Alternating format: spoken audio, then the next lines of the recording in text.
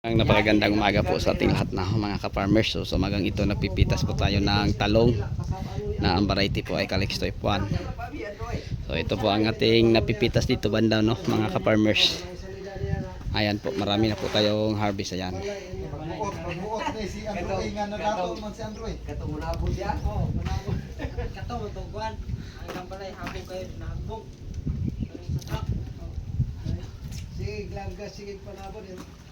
So sa natagtanong sa atin kung ilang harvest na to, marami na mga ka-farmers, siguro mga 40 plus na to dito banda.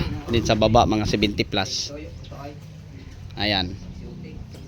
So malapit na mag 10 months ang talong natin dyan. Tapos dito 5 months kapin. So yan po ang ating tinatawag na mga good. Yan. Yun po ang ating mga good.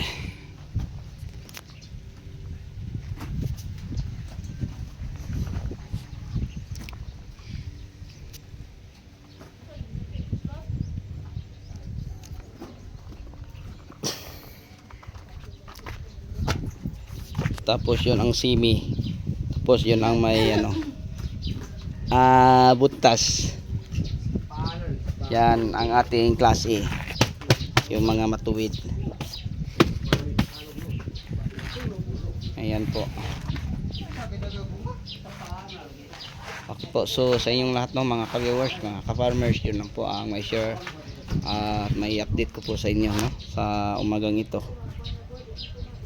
Magpipitas po tayo ng talong.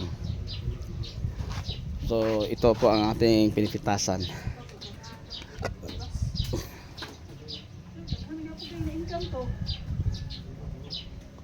So sa mga 90 bags na po ang ating nabandol. Okay, so sa inyong lahat hanggang dito na lang. Maraming salamat po. Bye bye.